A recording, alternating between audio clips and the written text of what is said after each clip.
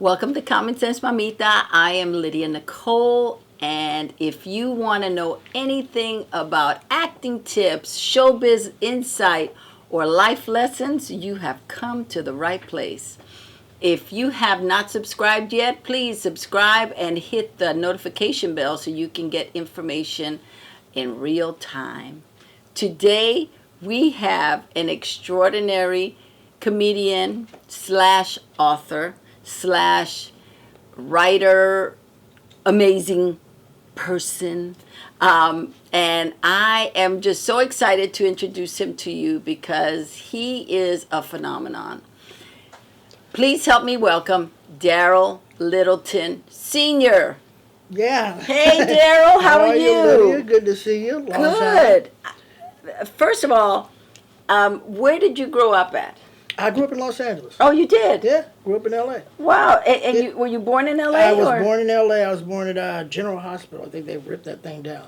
Wow. Yeah, it was back a long time ago. And born in L.A., lived in what they did not call South Central back then. Then we moved to Watts, Compton, then South Central, then Inglewood. Okay. Yeah, and then I graduated and went off and lived my life. Where'd you go to high school? Inglewood High. Okay. Yeah. And how did you get into stand-up comedy? I was a bachelor for about 10 years, so I was happy for about 10 years. And then I got married, and my wife had to move her mother in. Her mother and her dad were together, and the dad was a deadbeat. So they lost their place, and it's like, well, my parents need a place to stay, and can my mother come stay with us? And it's like, I thought it was going to be a short period of time. Ended up being 13 years. Oh, my goodness. Yeah, for the weekend. Can she stay for the weekend? It turned out to be 13 years. But her dad, who was the deadbeat, I couldn't let him come.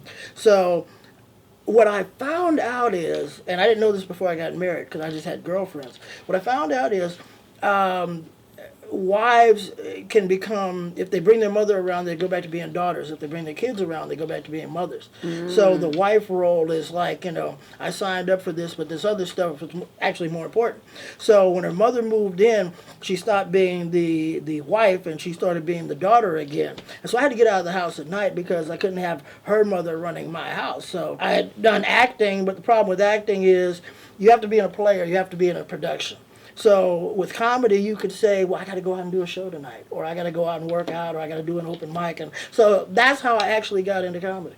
So I had to get out of the house at night. That's funny. Yeah. Let me take it back. You said you were acting first. How did you start acting? I started acting in college. I was a musician in middle school and high school, and then I went to a music camp and found out how not as good as I thought I was. We were playing in funk bands, and I was a good funk trumpet player.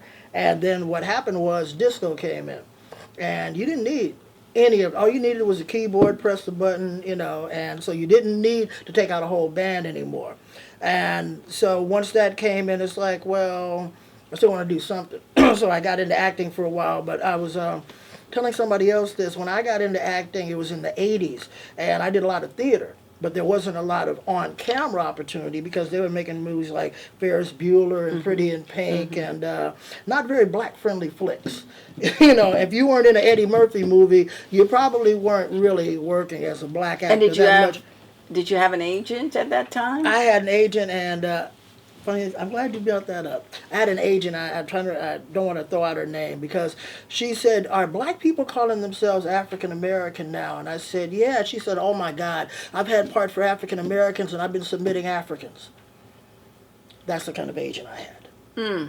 Yeah, but this was kind of like in the what was going on in the 80s. And, not much has changed. Not a whole lot has changed. Wow. Yeah. So then you started what made you think you could do stand up? Because I was funny. Okay. I'd just been funny in school, a cut up. No, I don't think I was any funnier than anybody else, but I was consistent and I liked doing comedy. Even when I was a musician, I wrote some songs, and they were all along the funnier and novelty, not Weird Al Yankovic, but more like, who was that guy that did Bertha Butt Boogie? Oh, that was Jimmy Castor. Right, along that line. And So a guy, his name was Greg Pittman. I was working at a mortgage company, and he said that you should go and try to, since I know you write stuff and you jot down stuff, Tom Joyner's looking for writers.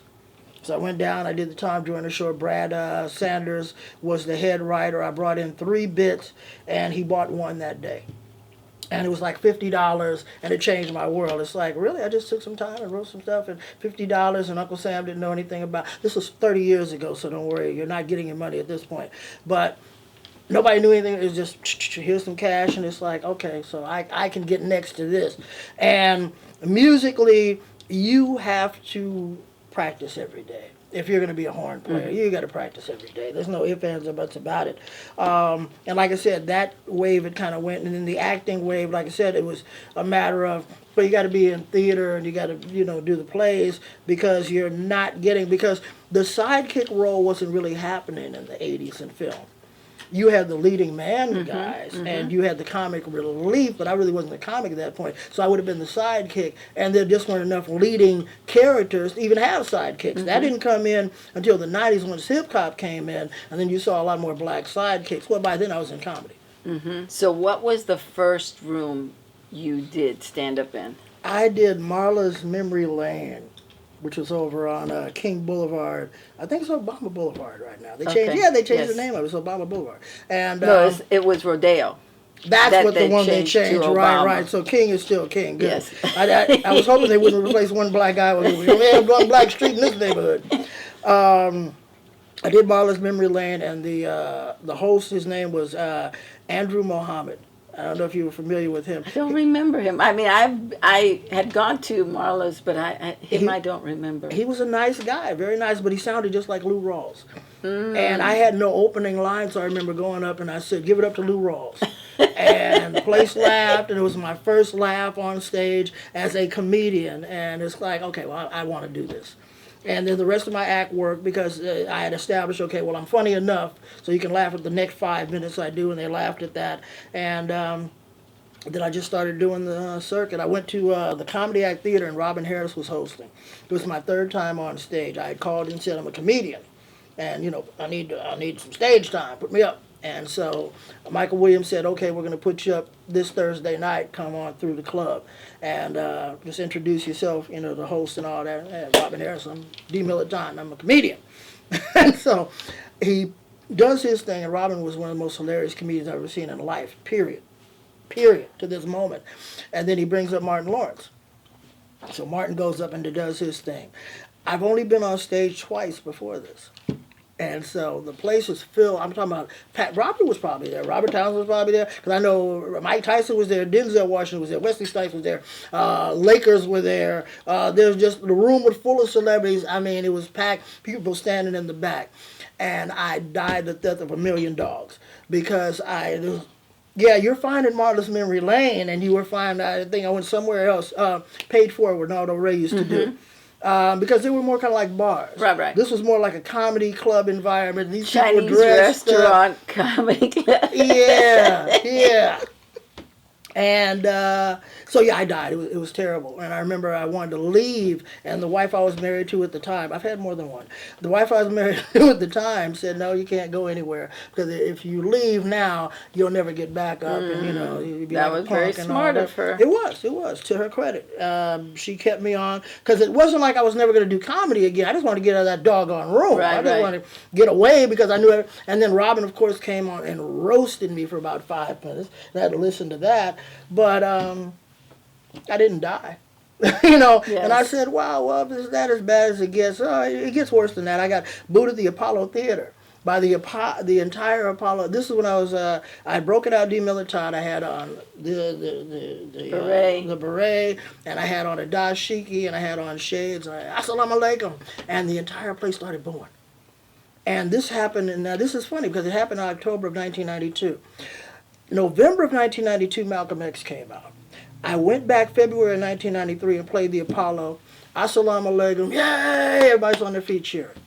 Because they didn't understand what I was talking about before. And same place, not the same audience, obviously, but same place, same act, same guy, but a little bit of knowledge changed everything. Speaking of knowledge, I'll tell this one quick story. I went overseas and performed with Doug Stanhope, and that was really cool. Doug is actually a cool guy. And came back and tried to get into the Comedy Store. They were doing Monday night auditions. I had to audition 8 weeks in a row because they just didn't have enough audience. Right. Yeah. Because she kept saying, well, I really like you. This is Mitzi Shore. I really like you, but I need more people to know if you're really that funny as I think you are. And so 7 weeks. And so I finally go to the manager. I said, look, man, I mean, how often do you guys have to? He's like, well, this is a lot, but, we don't have a big audience. Let me ask you this. When you do hire a comedian to be a regular, how much time do they get to do? Well, about 20, maybe 30 minutes max.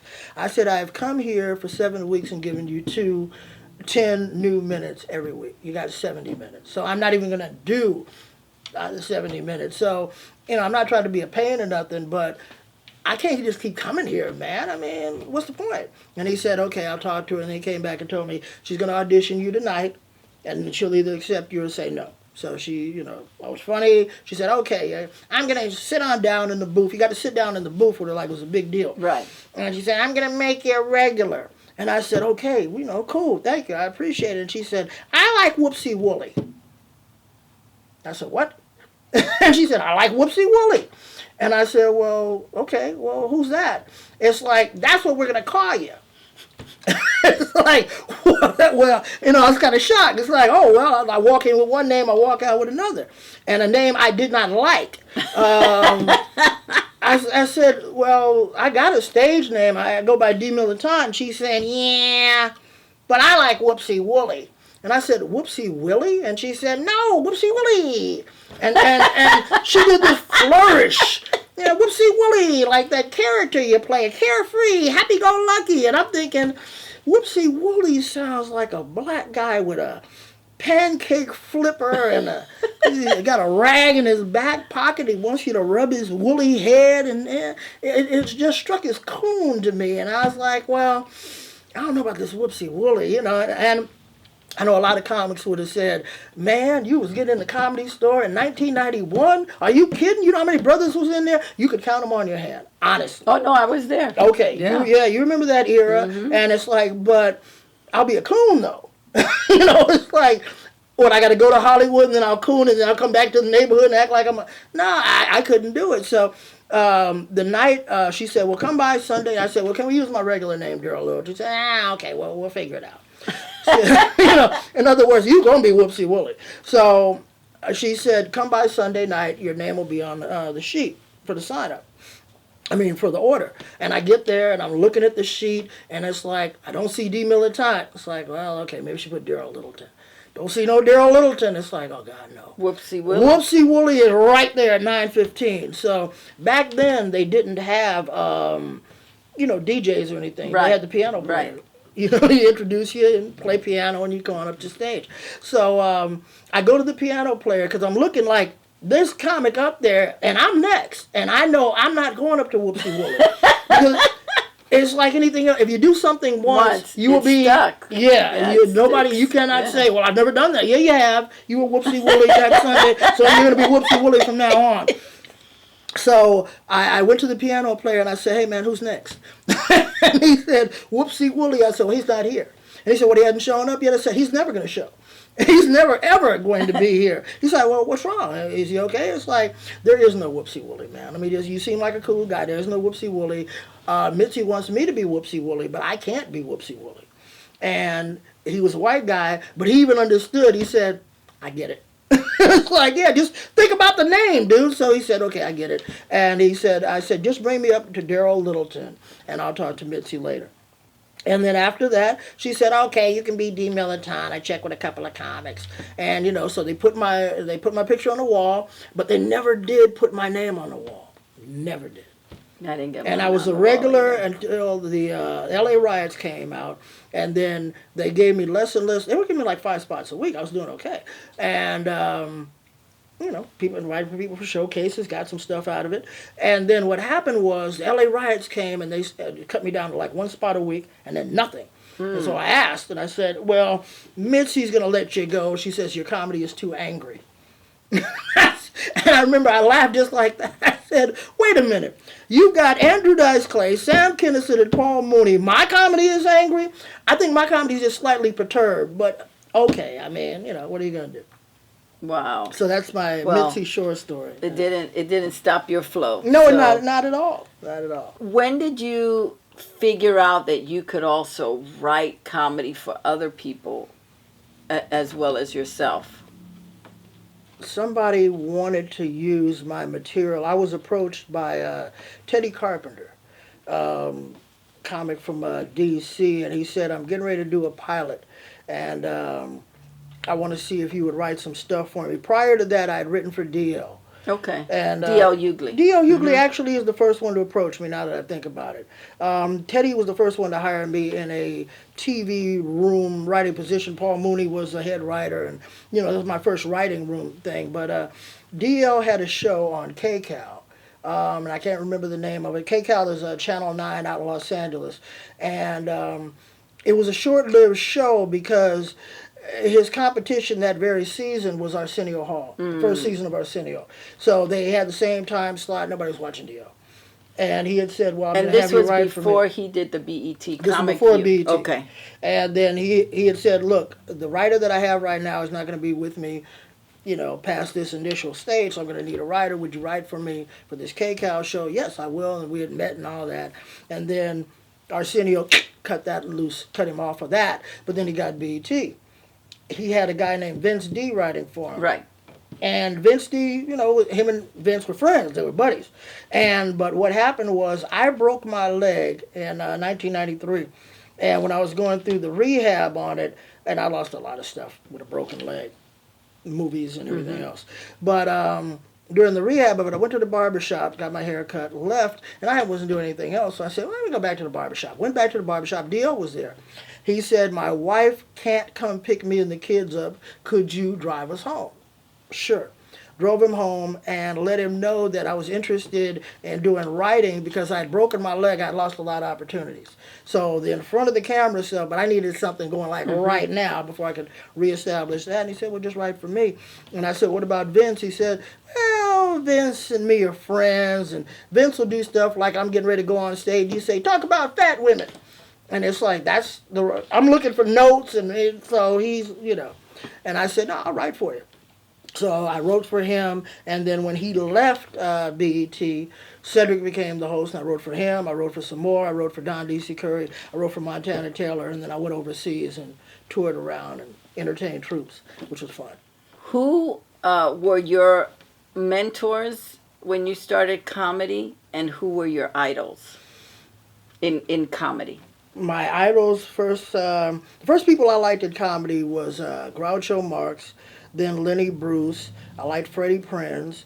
I grew up on Dick Gregory. I used to sneak and listen to Richard Pryor and Red Fox. I became a big LaWanda Page fan once I heard her uncut stuff. Not, the Sanford and Son, the real LaWanda Page. Those were the people I really liked coming up. I like Jack Benny, too, because I thought Jack Benny's timing was incredible. The people who mentored me when I first got in, Robin Harris took the time, spent time with me. Ronaldo Ray spent a lot of time with me. Rodney Winfield, who people do not talk about. Rodney was funny. Rodney was incredibly funny. We used to fly from L.A., from Burbank to Oakland, back and forth, and do shows every Monday. It was a club called Sweet Jimmy's. And the thing about Rodney was so great, and I was just really like, oh, come on, green compared to Rodney. Even if he was alive now, I'd still be green next to him. But he said, I'll host, you headline. And then we go next week, I'll headline, you host. So that way I was able to learn those skills from a guy who was a master. Simply Marvelous was a mentor. Brad Sanders was a writing mentor. Michael Williams at the Comedy Act Theater helped me out, gave me a lot of pointers. Franklin Ajayi. I'm trying to think, is there anybody else? Because I don't want to miss anybody. Milton Berle gave me pointers. That was cool. How did that Howard happen? Moore. Very cool Milton Berle story. I had met Milton Berle at the Comedy Store, and he came and did a set. and this was in like the 90s and early 90s. And you don't get to see, you don't think you're going to see Milton Berle or Jack Benny or any of those guys popping, or George Burns. So Milton Berle did a set. And I shook his hand later and said hi and, good to see you and all that. Then I went on the road and I was gone for like 3 weeks. When I came back, this was LAX before 9/11. Mm-hmm. So cars could just drive up to the front and people could hang out and all that. So Milton Berle pulls up in a limo. As people get out, they open the door. Milton Berle comes out. And I got my bags with me, stickers and all that on them. And I walked over and I said, hey, Mr. Berle, I saw you at the Comedy Store about a month ago, and I shook your hand and all that. It's like, oh, yeah, I performed there. And he said, so, and he saw the bags. He said, you're a comedian. I said, yeah, I'm a comedian. He said, so where are you coming from? He said, you were just on the road? And I said, yeah, I just did over here and over here. And he said, really, how would a crowd? So we're talking comedy. His guy comes over to him, and he's giving me pointers. He said, look, when you get certain crowds like this, blah, blah, blah, when you get certain crowds like that, he said, well, how are the crowds now, though? I know that's how it was when I was going around. He said, I'm like, man, not much change. I mean, what you just said. And he said, now, if you ever have a problem. So he was giving me a little advice as quick as he could. This guy comes over and says, Milton, we got to catch a plane. He said, whoa, I got time. Look, I'm talking to a fellow comedian. And that was really cool. That was, it was like when Robin Harris told me, you're good enough now to go out and make money. So there were certain stamps I was getting from certain people. Witherspoon helped me a lot. Witherspoon told me about TV. John Witherspoon told me about TV. I can't leave out Dick Gregory. Dick Gregory helped me out a lot. Dick Gregory gave me a lot of advice. So there were a lot of the senior comics. Dick Gregory was funny, though, because Dick Gregory has cursed me out in his lifetime 3 times in my lifetime. And then he'll turn right around and call you a genius on another occasion. It won't be like he'll curse you out and say, but I think you're a genius. It'll be a whole nother occasion. He'll curse you out and it'll be, that's it. He left you alone. And then you'll talk to him another time and you'll be talking like the curse had never happened. And then he'll basically, at the end of it, he'll ask you, he asked me something about numerology. When I was born, he said, well, according to that, you're a genius. And I've been talking to you, you're a genius. And it's like, well, last time you called me an asshole, but okay. All right, I'll be a genius this time. Paul Mooney has done the same. I used to have a saying, if you haven't been cursed out by Dick Gregory or Paul Mooney, you're really not a comedian.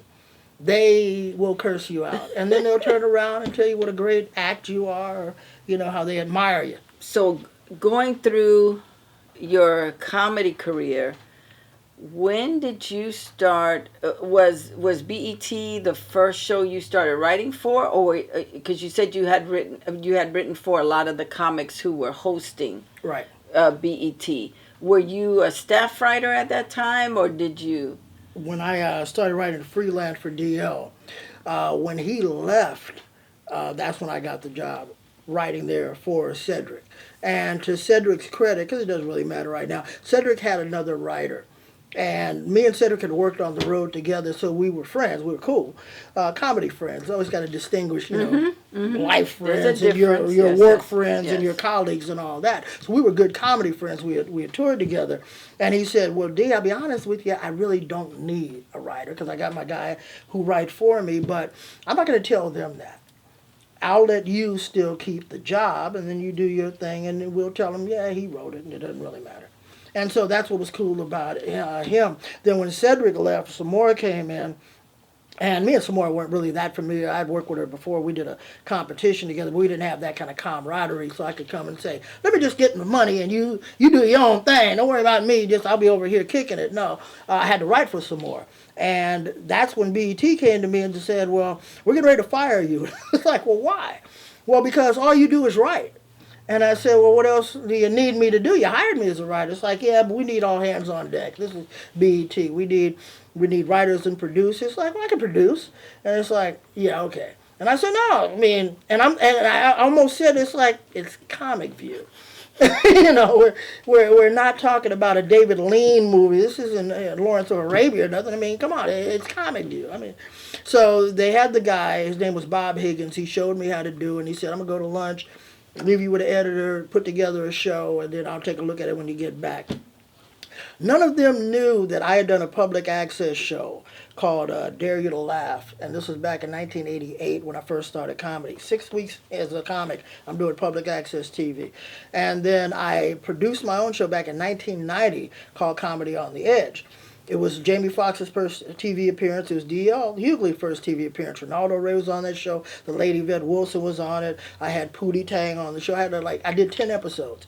And I produced it, not knowing anything about how to produce a show except what I had seen already done.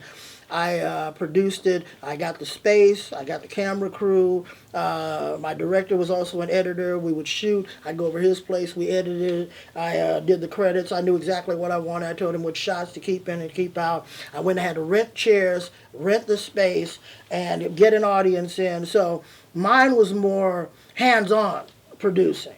BET was a walk in the park, because they already had a formula there. I didn't have to do anything but look at the footage and decide where I wanted stuff to go. And because I had comic timing, I knew how to get out of a joke before you keep that extra second in there that blows the joke. And so when he came back, he looked at it and he laughed and he said, I don't have to teach you anything. Yeah, okay, you're a producer now. And he said, man, this is going to make my life so much easier. And it did. Because they gave me, because he was producing Comic View and the best of Comic View. His name was Bob Higgins, really nice guy. But they ended up giving me the best of Comic View. So I was able to do like hundreds of shows, pretty much unsupervised, and I was able to learn on the job. And it's like, wow, if I did this, and I was able to experiment with stuff. So production came pretty easy for me. And so after that, you started getting more work as a writer for other comics. Right. Did you start writing for late night shows? There was a late night show that Teddy Carpenter had done, and I can't remember the name of it right now. Tribune had picked it up. He did 2 pilots, and Paul Mooney was the head writer, and Buddy Lewis was another writer. We had a couple of white guys. I can't remember their name, unfortunately, but it was a good writing crew. And but what happened was Tribune greenlit the show, and then Tribune changed over their front office or their head office. And Teddy was this was after Arsenio, but before the Magic Hour, before Keenan, before Vibe. So it was right in that slot where the public was really dying for another black late night talk show host. And we had written some good stuff for him and all that, and Teddy was a great host. He really was. But he also had a great ego. He acted as though he had already got the show, because even though it was greenlit, we hadn't shot it. Right. We hadn't gone into production. It was all talk. And so we hadn't shot anything, but he was going around like, oh, Big Bang Hank, and I've been, I'm Johnny Carson, and, I've been here for ages. And it's like, but you haven't. We haven't done anything. And so the new regime coming in, we're not as enamored with this new egotistical personality they would have to deal with. And I think they gave him an ultimatum. He said, screw you. And so they said, we're not going to do the show. How about that? How about that? We're just not going to do it. And you had to hear this from the grapevine, because I forgot who it was. I think me and Buddy were in communication, and Buddy said, man, I heard we ain't going to do it. Teddy acted up. It's like, what do you mean Teddy acted up? Yeah, they don't want to do it with Teddy. And that was that. Wow. And that happens in TV a lot. I've had that happen a lot. When did you decide you wanted to write books? I had gone overseas, and I came back, and I had done a lot of stuff over in Asia and Europe, and I came back and found out. Were you doing military bases? Military bases. Okay. Yeah. And I found out that a lot of comics didn't know anything about the history of comedy. Because at the time, a lot of athletes were talking about how basketball players weren't what they used to be because they didn't know the fundamentals. Everybody was just flying through the air, and they weren't really doing, what they used to. And it's like, and I'm thinking, well, it's the same kind of thing with comedy. And then I started talking to some comedians, and there's a comic that you would both know, you and I know, very prominent, and I asked him about Burt Williams, and he said he never heard of Burt Williams. And I said, oh, okay. And, that kind of like lingered, and I wrote a book about the black comedy boom. That was the original thing I was writing about. And they didn't know, the literary people I took it to, they didn't know who Jamie Foxx was at the time, prominently. They didn't care about Cedric or Ari Spears or any of the comics fledgling stars from that period. Right. Yeah. They didn't give a doggone about them. They knew about their peers. And some people like comedy star with Martin Lawrence or Eddie Murphy at the earliest. So, and I ran across senior comics who did not know about a lot of comedians that went before them. So the agent June Clark out of New York, she said, well, if you're willing to write a book on the history, because it's obvious you know the history of comedy and you know the personality. If you're willing to write a book on the history of black comedy, I can get you a book deal. Okay, sure. So I wrote up, she had me write up a treatment, and she took it, she shopped it. 3 publishers wanted to do it. One just wanted me to write about the 70s, just, you know, the whole 70s sitcom and all that. One wanted me to do, like, I think, like the Harlem Renaissance, but the one said, do the full history. And so I asked her, it's like, well, this is my first real book. What laws or what rules do I have to go? She said, this book has never been written before. You can do whatever you want. Freak it out, have fun with it, do whatever.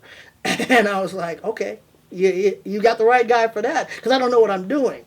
So you're giving me a whole paintbrush kit, and you're giving me a canvas, but you're not saying paint in this line, paint in that line. No, said do whatever you want. Go with the laws of a book. Pick up a book and just see where this goes and that goes and that goes. But as far as the content, that's all on you. And I remember my lawyer wanted to get involved because he felt he could help me out because he was a cool dude. And he said, I can help you with the writing. And it's like, I said, okay, well, what do you know about the history of black comedy? He said, well, I know a few things. I said, well, who is Clero? And they said, I don't know. It's like, okay, you can't help me. And that was like litmus test. Clero was Flip Wilson's real name. And I don't expect most people to know that. But if you're a comedy historian, you should know you that. should know that. Yes. Yeah. So, this is the book. Chris Rock had something to do with that name, and he doesn't know it unless he watches this. He'll never know. The name of the book was called Ham Bones to Hummers. And I interviewed 125 comedians. I would go to some people's houses and restaurant. Me and Arsenio went out and ate. And I was going around the Laugh Factory and the Improv a lot because comics hung around there. And I had interviewed Tony Rock. And so Chris Rock came pulling up in a car, and it's a convertible, I think. And I asked him, could I interview him for this book I was doing on the history of black comedy? And he said, well, man, I just came to see my brother and show him the new car. I mean, you know, it's like, well, it's only going to take a minute, man. I just need to ask you a couple of questions. What's the name of the book? And I said, Ham Bones to Hummers. And he said, man, I don't want to be involved in no book named Ham Bones to Hummers. and he went in the club. And that was it. He would not let me interview him if the book was named Ham Bones to Hummers. And I remember I cornered him like a couple of days later, and he said, man, you ain't going to leave me alone. Is this what my life has come to? I just want to come out and have a good time. Answer a couple of questions then. And so he answered a couple of questions, and I explained to him, it's like, dude, Dick Gregory did the introduction of this book. I've interviewed Arsenio. I've interviewed Eddie Murphy. If you're not in here, Chris, it'll be like, what, I hate Chris Rock, I don't like Chris Rock. You're a vital person in comedy right now, in black comedy, and so I need to talk to you. And he said, man, if all them other people have done it, I did. So he went ahead and he let me get him on for a couple of questions. But he did not like Ham Bones to Hummers. And then the sales department of the publisher said, well, it's a funny title, but nobody's ever going to find your book. Because when they look for black comedy, they are not going to type in ham bones. And they said you should, with any book you do, and this is a free for anybody that's doing a book, put what the book is about. The book's about black comedians. I said, well, the book's about black comedy, it's about black comedians. They said, why don't you make that the title then? That's why it's called Black Comedians on Black Comedy. That way, if you type in black comedians, you get that book. Type in black comedy, you get that book. How to Be Funny is named How to Be Funny because I want people to, I wonder how can I be funny by this book. So this was your first book. That was the first one. And this book became a documentary. Mm-hmm. So you got a deal with Code Black to make a documentary. Right. And then the process began. Yeah. Were you included in the process, or were you just... Yeah, initially everybody was included in the process. We met with Code Black, and it was Code Black had let me know that they had secured Robert as the director if I went with them. And there was another offer on the table, was with the Wolper Corporation, who used to make all those movie of the week for ABC. Mm-hmm. And so David Wolper, and his son had taken over, and Robert was the deciding factor, to be quite honest, because I was going to go with Wolper, but then they said, well, we got Robert Townsend. It's like, okay, well, I got to go with Robert. Code Black and Robert and I, we all sat down and figured out how they wanted to do it and who was going to contact the talent and who was going to write it and this, that, and the other. And at the time, I was touring with Cat Williams. At the time, Robert was shooting a movie. And this is interesting. Robert had gone over everything. And he had turned his notes over to an editor who I think was contracted by Code Black, so I'm not going to blame Code Black for this. And the editor called me up, and Robert was off shooting a movie, and I was on a layover from the tour, and the editor said, hey, can we meet for lunch? I want to talk to you about the project. Okay, sure, why not? And so he said, Robert gave me these notes, and man, I've always been a big fan of Robert Townsend. I just wanted to show him what I could do. And so I went and did, all this extra stuff and all that, and he don't like it.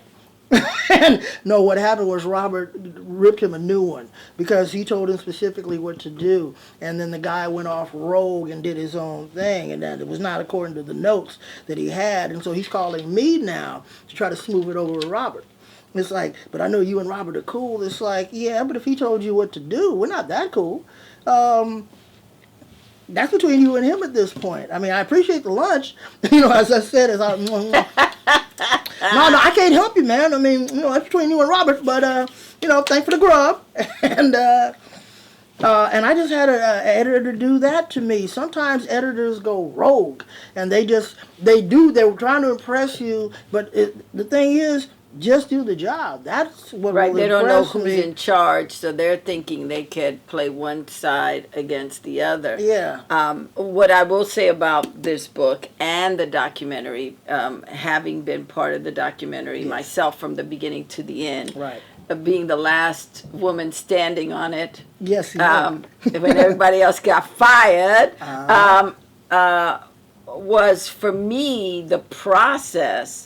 Was probably the most amazing and exciting time I've ever had working on a project, because once all the interviews were shot and we secured, got whoever we were going to get and did all of that, and then the staff was down to me. I mean, they fired everybody and I was the only one. And so for about 9-10 months, I was researching all the footage. Wow. That was all my work. Okay. I went. And I did not know that. Oh yeah, I would go to the Paley Center. Yes. Over there. Okay. So I would go there maybe 2-3 times a week and just go through comb all the old footage. From Johnny Carson to Mike Douglas to that was serious everybody. Research. Yeah. And then then there was another place here in the valley that had all these old bootleg movies of all these black comics of the time, and I would comb through all of that, and it was like going to comedy college. Yeah. It was so exciting. I have to tell you, I was enjoy every day. I was like, oh my God. And I get to look at this, and I get paid for it too. Right. And all then the people you discovered. Yeah, and then trying to figure out of all this gold, what do we use? What can we pay for? Right. Because it wasn't what can license. We use. Yeah. What can we pay for? And during the researching of the documentary was when I discovered the Fair Use Act. Okay. Because we were trying to get Amos and Andy, footage from Amos and Andy, and CBS would not give it to us. And it was like Robert because it was locked in the vault at the time. Because they had put it away since the 50s, and nobody was going to have access to it. And I had gotten a bootleg. Actually, I had a few of them. It was like, we need this piece. We got to have this piece. Mm-hmm. So then I found out about fair use, and as long as it was under a minute, and it was for educational purposes, you could do it. So So I was so excited. I was like, okay, so here's what I learned. Wow. It was, yeah, because if it's less than a minute, yeah, you can use it. if it's for educational purposes, and this was definitely for educational purposes. Not for pure profit. Or Right, whatever, but it's like, here's the history. We need this. This is a piece that can't, and you had to, and in fair use, not that I'm a lawyer or anything, but what I did learn was you have to make a case why it fits educationally. So I was able to say, well, this is why, because this and this and this and this. I thought those were cold black employees that had done that all No, this man, time. that was me. I did all of that. And there was a wonderful woman from the post house, Dana, who, it was me and her. I would bring her the stuff, and then she would see what we could use, and she was phenomenal. That is so impressive. But everybody, I would say probably within a month of having had a staff, we were reduced to me. It was a tremendous learning experience because you see how intellectual property, how creative decisions get commandeered. Right. Yeah. And at the end of the day, it's about who's paying the bill. Exactly. Because there was like 3 versions of that movie. One was god awful, and I know you didn't have anything to do with that. And one Robert did, which I know you probably did have because there was a lot of research that had been done in it. Do you remember the Robert version? Oh, of course. Okay. That was Academy Award winning stuff. It was right, it was beautiful. but it was masterful. Right, but it was not about art. It was about ego. They wanted to bring in the academia to discuss the history, and I want they to wanted to make it a little highbrow. So we had these talking heads. We had people that really didn't know comedy talking about comedy, and so it became a different thing. But it's still.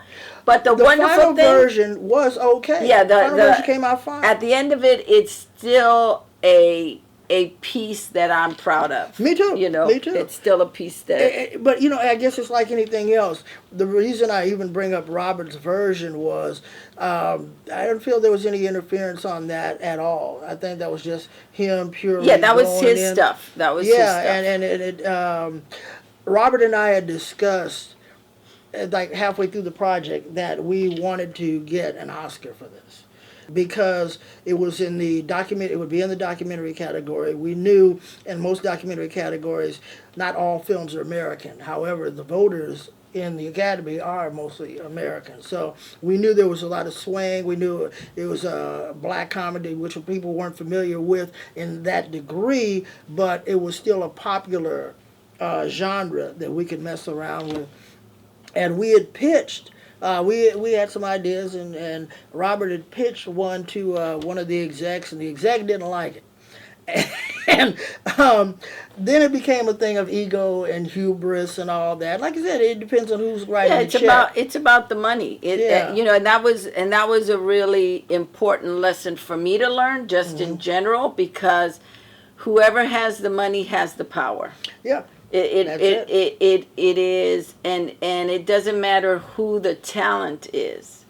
If the person controlling the purse strings says, I want blue, you're going to have blue. It's going to be blue. That's how it is. Yeah. And so I am grateful that you wrote this book. Let me tell you, me too. Not only because it is so incredibly informative, and it really takes us through the history of black comedy, but it's through the eyes of black comedians. Right.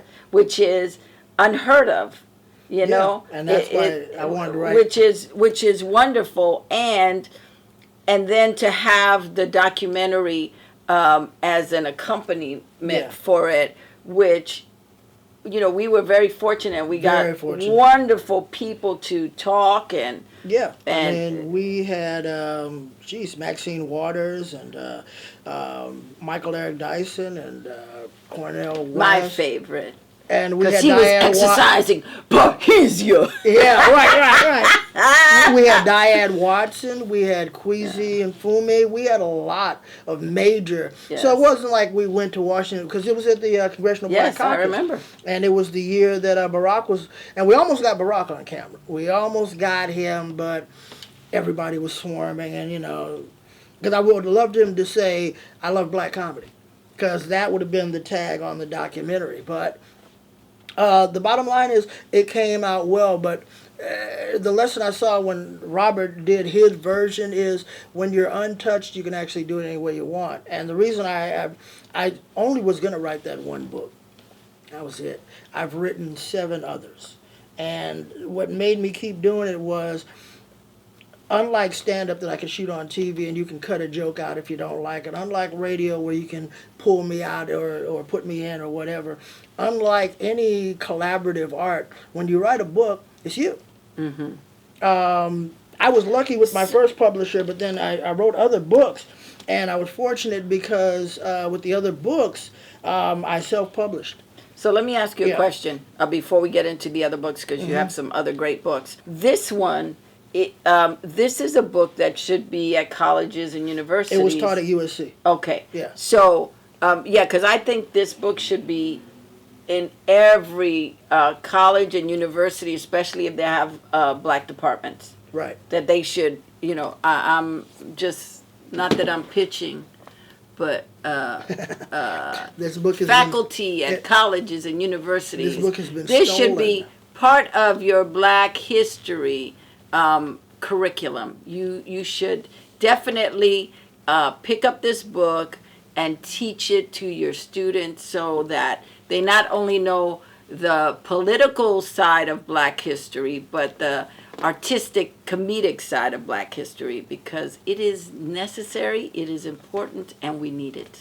And that's what I will say about that. Thank you very much. Okay, and so I do have 2 other books. This is my collection. Okay, so Darryl's got a book called How to Be Funny, and if you want to be a comedian or comedic writer, you should know this book. This is something you should pick up and get. I recommend it, and my favorite, Comedians Laugh, Be a Lady. I'm not saying this because I'm in it, although I am. Even though you are. I am saying this because, it is a wonderful informational book about female comedians. And so, something for you to get. And there's another one coming out. December 3rd. Oh, December 3rd, very soon. Very soon. This day. But you can get on pre-sale right now. So On Amazon? Yep. Where? Okay. Amazon. And guess who's going to be in the book? Hot and Spicy Mamitas. Ah, that's right. I'm not pushing it for that reason, but I just thought I'd share we're going to be in the book too. So I think it's fantastic. And now, so this is 4 books, and Right. you have. I've written 7 have been published. Okay. And that one, the last one you held up, This Day in Comedy, will come out December 3rd, and that's the Ethnic Encyclopedia of Laughter. So that covers African American, Latin, Asian, Native American, and Middle Eastern. Beautiful. Yeah. And that's never been done. It's the first comedy encyclopedia. Wow. I did not know that. When I went in, and I just said, well, we'll call it an encyclopedia. And then I looked it up, and there's never been a comedy encyclopedia. So you wrote a book on Cat Williams. Right. A lot of people thought I was going to try to slam Cat and all that. I had known Cat when I wrote the book, I had known him for 10 years, if not more. And you have been writing with him. Yeah. We met in Oakland, and I worked up in Oakland with him. And then when he came down here, he used to host the Hollywood Park Casino. When he'd go on vacation or the road, he had me fill in for him. And so we were cool. We were friends in the sense of that. What happened was, people, the book I wanted to write was about fame. And I really didn't want to write about a specific individual, but since I'd worked with Cat, and you're talking about a guy who was living in the back of a U-Haul truck, no teeth, no prospects and all that, to rise to be a comic. When I was working for him, he was making $125,000 per show. So that is a huge, gigantic leap in your life. And if you're talking about fame, then you would have to chronicle somebody like that, because that firsthand knowledge of what he did and all the pitfalls and all that. So I wanted to talk about how rapid fame, what to be aware of. Also, a lot of people think they want to be famous, but the reality of fame is totally different than what you imagine it to be, because number one, you can't shut it off. You can't wake up one day and be famous and people digging through your trash and asking a bunch of personal questions, and tomorrow I want to be unfamous, and they leave you alone like it was back in the days where you could ride the bus or go shopping for yourself without anybody bugging you. So I want to point, and also the enormous responsibility that comes with fame. There is a tremendous amount of responsibility. Every time you open your mouth, yes, you are probably quoted, and if you're misquoted, you should be able to try to clean that up, because the truth is like right there at the surface. But a lot of people don't know how to handle it, and that's why a lot of people become drug addicts or alcoholics, or fame can, what do they call it, accentuate whatever is bad about you. Yes. Or it can bring out the good in you, because now, if you're a humanitarian type of personality, that fame can be used for good. But if you honestly believe your own hype, then it's probably going to be used destructively, because you're going to be trying to talk down to people and all that. That was not Cat's problem with me. What I saw was how people just kind of pulled out the chapstick and just started kissing just a lot of butt, and acting like they had known the guy for ages and all this. And then how quick that the people who hoist you up are so quick to want to, pull the legs out from under you and rip you down. So I talked about the Beatles, I talked about Freddie Prinze, I talked about a lot of people who were famous beyond Cat. But I knew if you come up with a title of a popular person at the time, people would run out, and they did. They ran out and they bought that book like really quick and wholesale before somebody bootlegged it, which is bound to happen with a book, with a pimp in the title.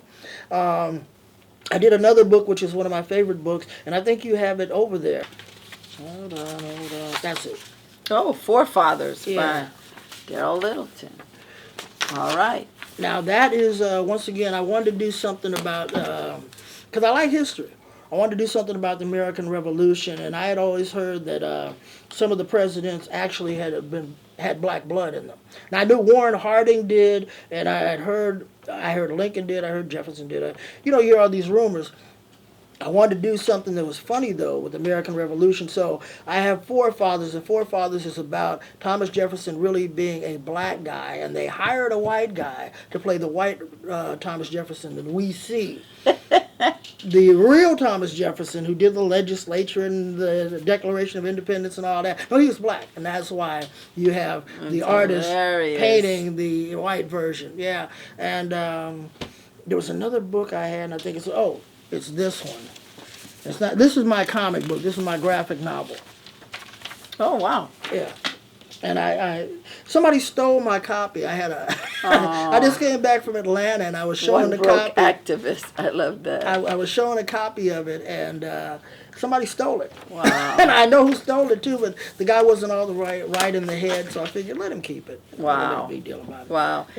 And then you put a CD series. Yeah, called Black and Blue. I was approached by the people who bought Laugh Records, and they knew that I had produced stuff, and they said, "Would you produce this CD collection of party records?" And so tell us what party records are. Party records are joke records that if you grew up or listened to Red Fox just telling jokes, or Mantan Moreland, or Rudy Ray Moore, more than likely Dolomite. If you grew up listening to Dolomite, or Slappy White, or LaWanda Page, Leroy and Skillet, Marsha Warfield is on this one. And maybe might not be familiar with Marsha Warfield, did party records. And party records were also a little dirty, risque. Yes, risque, yes. If you, back in the day, when you went and bought actual physical albums. You would go to the record store and you would order like a party record. You would say, yeah, give me Rudy Ray Moore, Below the Belt. And they would order it for you, which is an actual title. And they would order it for you, and then you would go back to the record store, and they would have it in a brown paper bag, right. and they would reach under the counter, Right. and it's like, so are you Jones? It's like, I'm Jones. I'm like, okay, we got your record. And then they would give you your record. Or they would have it in the back. Right. Yes, They'd have to go back and yes. get it, and then come and then give it to you in the bag. And once you got out of the store, you could take it out of the bag. But as long as you're in the store, no, you got to leave it in the bag, because they did not have the stickers that we have now. The Right, the what is it? advisories. Right, the advisory sticker. Right, disclaimer. Yes. That this is nasty. Yes, yes. Yeah. And it was illegal, I believe. You know, that's why Lenny Bruce kept getting arrested. Right. Because his Yeah. profanity was, at that time, not acceptable. The way adults talk, but That's not right. in On a public stage. That's right. in a public setting. That's right. So I loved doing Black and Blue. Black and Blue is available on Amazon. I love doing it because they gave me like 20 hours of footage I had to go through. So it was like what you were talking about. I was so excited every day to get up. And it was the summer of 15 or 14 that I did this, and I couldn't get enough of it, because then you listen to all of it, and then it's like, so how am I going to cut this down? And because it was all funny to me, but then I would go for the stuff that, you know, timing-wise, in the sense of, some of it was really funny in the 70s, like, okay, you can get rid of all the Nixon jokes and get rid of, you know, jokes about politicians from the 70s, and then you just try to get down to, like, the really hilarious stuff. It's a 5 CD set, I think. Wow. And then I wrote liner notes. They told me, just, you know, if you want to, you can write some liner notes. I wrote 45 pages. It's a little mini book. Wow. And Robert Townsend did the forward for that. Yes. Yeah. I remember. I remember when he Oh, was you remember doing when it. he was doing it? Yeah, I remember. Yeah, I was glad to have him do that, because I knew he knew about all those people. So, you have touched a lot of different things with your comedy. You know, you have been able not only to do stand-up, but to write for people, to then write for shows, write books. Where do you want to go to with your career now? What haven't you done that you would like to do? I want to be a preservationist. There's some books that I want to write, and I'm not going to bring those out right now, because some are actually serious books. I don't want to just stay totally in comedy. Like all comics, every comic wants to do drama. Every musician wants to do comedy or drama, and so everybody gears towards drama. What I do want to do is I want to be known not as a historian, but as a preservationist. The difference is a historian chronicles. A preservationist tries to make sure that I wrote a book, and I don't have I didn't even do a print up of it. It's called How to Do Stand-Up Comedy, Preserving a Dying Art Form. People talk about internet comics right now. I do want to touch on that real quick. Internet comics are nothing to fear. No more than the black comedy boom comedians were anything to fear. No more than the socially commentary comics of Thea Vidal or A.J. Jamal and Mario Joyner before the black comedy boom or anything to fear. No more than the joke tellers in Black and Blue. Everybody moved everyone out the way. And so I'm hearing comedians that came from the black comedy boom, my era, saying, man, these internet comics are taking over. I said, you mean the same way we took over? You mean the same way Mario Joyner and Thea Vidal took over from the joke tellers? You mean the way they took over from the minstrels? You mean everybody comes along and takes over? It's not supposed to. Comedy, here's the deal. Comedy is the only art form with no school. It's still Wild Wild West. There's no rule or anything. Just like music, I was playing funk. All of a sudden, here came disco. I was obsolete. All of a sudden, here came hip-hop. Disco's obsolete. So every art form is supposed to keep moving. If not, there's a real problem. And I know a lot of comics, for fear of internet comedians, are running out and getting day jobs. Well, that's not really the answer, because you can't have an art form that survives if the people in the art form have day jobs. I mean, quite honestly, I had a day job when I got into comedy, and since I've been into comedy, I've tried to keep it strictly comedy. I've really tried to like concentrate on that. So, how do you recommend for comics who've been at it a long time to evolve so that they don't get left behind and don't end up with a day job, but are able to keep their material fresh? That's what you just said is the key word. You have to keep your material fresh. A lot of comedians have their act and they just keep doing their act or derivatives of their act. You have to grow. There were two great comedians. We had Richard Pryor and you had George Carlin. And it was never a question of who was number one, who was number two. It was always Pryor was one, Carlin was two. In recent years, others, including myself, look at Carlin as one and Pryor as two. The reason for that is Pryor was kind of like the Beatles. He did a hot 10 years that were blazing hot. And then the rest of it was just kind of like a former shell of what he was. Carlin stayed current from the time he was the hippy-dippy weatherman up until the 7 words he couldn't say on TV, up until he was an old man. He was still relevant with what he was talking about. And that's where I kind of want to go with this when I say I want to be a preservationist. And I just really want to stay current. And the next thing that I want to do, is I want to write a book on I want to stay in book writing. And I want to do a book on the full history of comedy. And I'm talking about all the way from the caveman or when it first started all the way up to like yesterday without naming any names. Just the history and the evolution of that living organism called comedy. And yeah, we'll talk about vaudeville and we'll talk about the black comedy boom, we'll talk about minstrels, but I want to get into personalities because I've already done that with 3 books. Yes. I mean, I've broken everybody down. If you want to know something else about them, go talk to their family. Because if it ain't in these books, who cares? So let's talk about publishing. For artists who want to, you've done both. You've had a publisher, you've self-published. Yes. What have you learned about having a publisher? And what have you learned about self-publishing? It takes longer when you have a publisher. The book we're gonna highlight, this one, I made the deal last year. I think it was October of last year, and it won't come out until December of this year. When I did the book I did on Cat Williams, I wrote it for the summer of 2000. I think it was 11.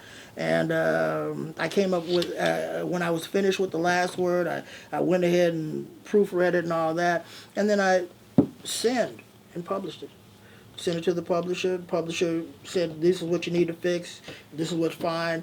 And then 48 hours later, it was out where anybody could buy it. So if I wanted to write a book like right now, and I'm currently writing a book because I had cancer. And I'm writing a book about that whole thing, 7 hospitals and 5 procedures and chemo and this and that and, radiation and the whole 9. So I'm writing a book about that right now. And I'm like halfway through. My target date is October 30th because of this year. October 30th, 2 years ago, I almost died. Wow. Yeah, it's good when you know the date. Yes. That you almost ate it. I had gone to Florida to get well, and the doctor, who I will name prominently in the book because he needs to have his license taken, got a case of hubris and ingested me with pure iron and sent me to the hospital with a 4.9 blood count.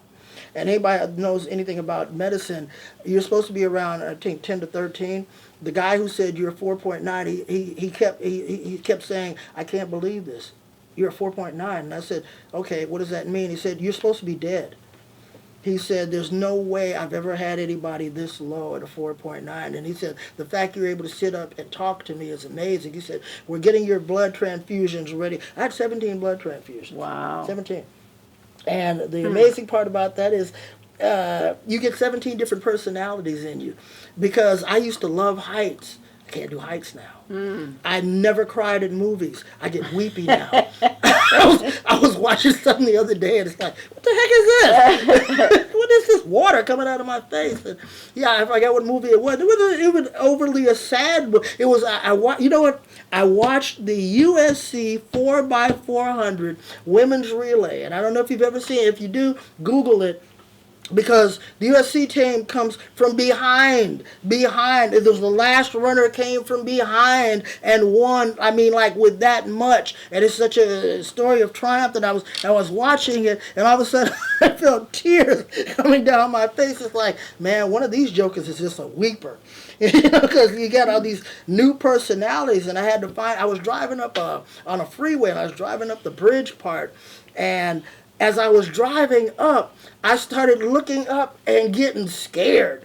And that's never happened to me before. So when you get new person's blood, you get their personalities to go along with it. Wow.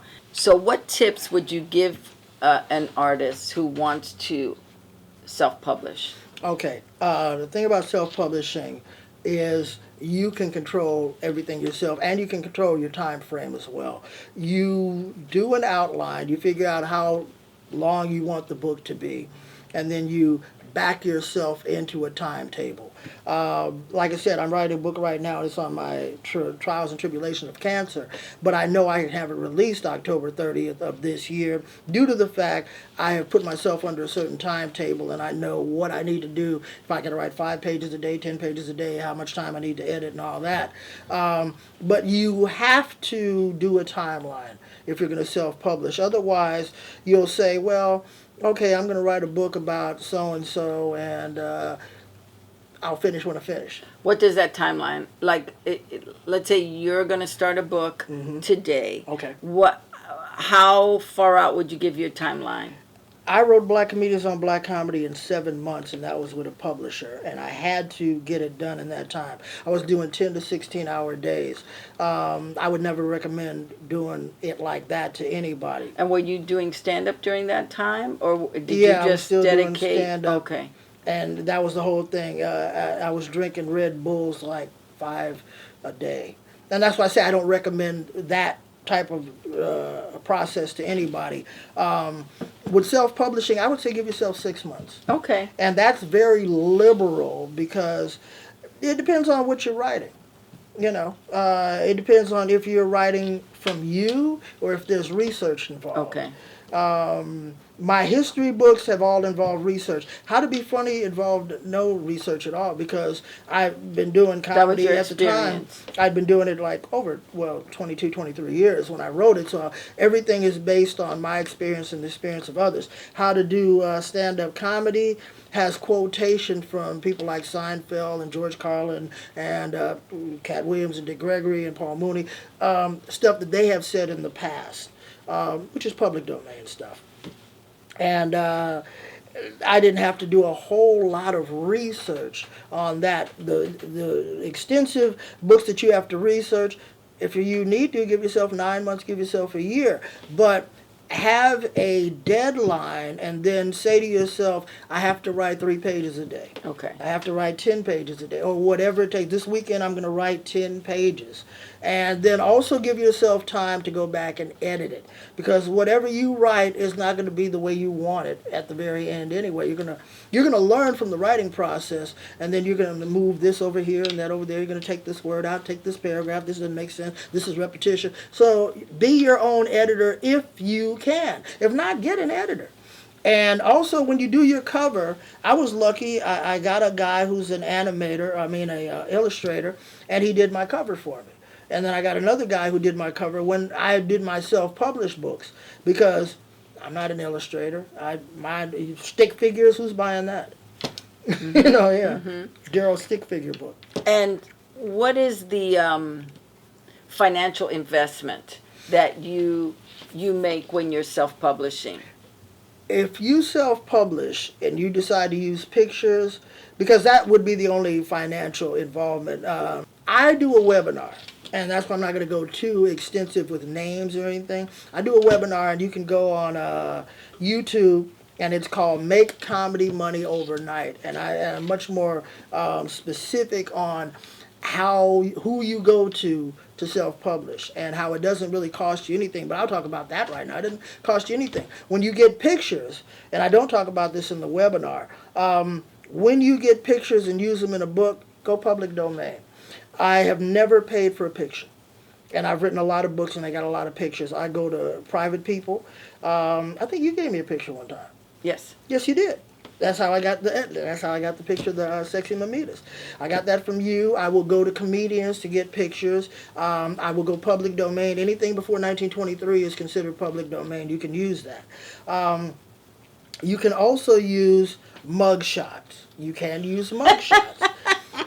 You can go to, when I say public domain, type in the person's name like Woody Woodpecker public domain, and it'll show whatever you can use that's absolutely free. Shutter something. Shutterstock, and then Getty Images. They charge you. They charge you. Oh, yes. And they'll put their stamp on it. Right. Now, once you pay for their it, watermark. yes, they'll watermark you. Mm-hmm. The ones I'm talking about, I got a great shot of David Allen Greer in this upcoming book. He was entertaining troops. And so he's not in his typical David Allen. He's got a cap on, and he's shaking the troop's hand and all that. And the troops shot that. And it's completely a public domain shot. It's a good shot of David Allen Greer. So I prefer shots like that. Also, they don't cost you anything, but you will find shots that you haven't seen before. Okay. Yeah, Very I found good. some great Cheech and Chong shots that were publicity shots from 1971. Wow. What was Yeah. your challenge for the first book you self-published? What challenges did you come across? I didn't know how to format a book as well as I thought I did. So I went back to my book. Like, I had it laying around, and I went back, so this is where the dedication goes, this is where this goes, this.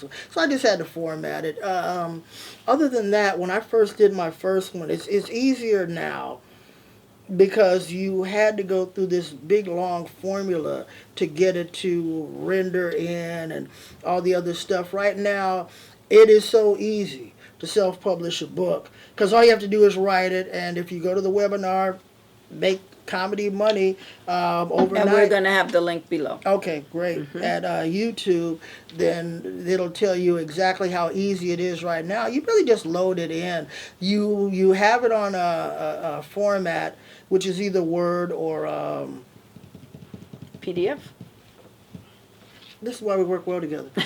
Yes, PDF, and you just load it in there, and it's got everything, and you give them your information, and that's pretty much it. 48 hours later, they'll hit you back and say this needs to be corrected, or this is not within the boundaries, or it's usually. So this is a publishing, like a not a publishing company, but a publishing service that they Yes. print it up for you. You Right. pay them a fee, and they print it up. You don't for pay you. them anything. Oh, And that's why I'm saying if they go Okay. to well, let's all go to the webinar, and because I'm talking about trying to teach comics passive income, Excellent. and that is passive income is when you're not on a comedy stage, you're still making money, whether it's being your writings or your recordings or whatever you're doing comedy that is not of an active nature. That once you set it up, it It's- pays for itself. Right, It and just then you keeps- have to keep marketing Yes. it, and keep bringing public awareness to it. But it exists. Like everything that's sitting over there that I have, books, CDs, whatever, is passive income. Mm-hmm.